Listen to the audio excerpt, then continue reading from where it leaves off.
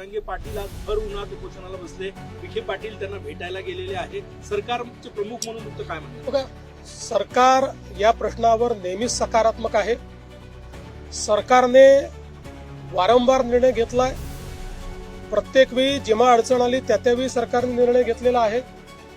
आणि या संदर्भात मी एवढंच सांगेन की सरकारची भूमिका पारदर्शक आहे, सरकारची भूमिका सकारात्मक आहे आणि ती भूमिका आम्ही सातत्याने मांडतोय.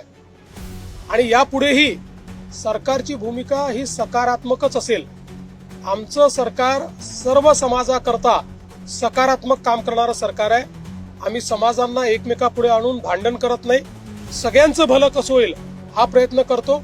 आणि विशेषतः मराठा समाजाच्या संदर्भात मी पुन्हा एकदा सांगतो, जेवढे निर्णय मी घेतले आणि शिंदे साहेबांनी घेतले एवढे इतिहासात कधी झाले नाहीत. आणि पुढेही आम्ही मराठा समाजाच्या हिताचे निर्णय घेतच राहू. फक्त हे निर्णय घेत असताना देशाचं संविधान, देशाचे हायकोर्ट आणि सुप्रीम कोर्ट यांनी दिलेले निर्देश याचं मात्र पालन करावं लागेल. त्या निर्देशांचा अवलंब न करता जर एखादा निर्णय घेतला तर त्यातनं केवळ प्रसिद्धी मिळेल, पण तो निर्णय टिकणार नाही. त्यामुळे संविधान आणि न्यायालयाचे निर्णय यांच्या कसोटीवर जे ज्या निर्णय आम्हाला घेता येतील त्याच्या कसोटीवर खरे ठरणारे जे निर्णय असतील ते सगळे निर्णय आम्ही घेऊ. जरांगेंचं आंदोलन सुरू झालं की ओबीसी समाजामध्ये एक भीतीचं वातावरण असतं, तुम्ही त्यांना काय आश्वासन? मी असं स्पष्टपणे सांगतो, एका समाजाचं काढून दुसऱ्या समाजाला द्यायचं अशा प्रकारचं या सरकारने कधीही केलं नाही, आम्ही करणार नाही. ओबीसी समाजालाही घाबरण्याची आवश्यकता नाही.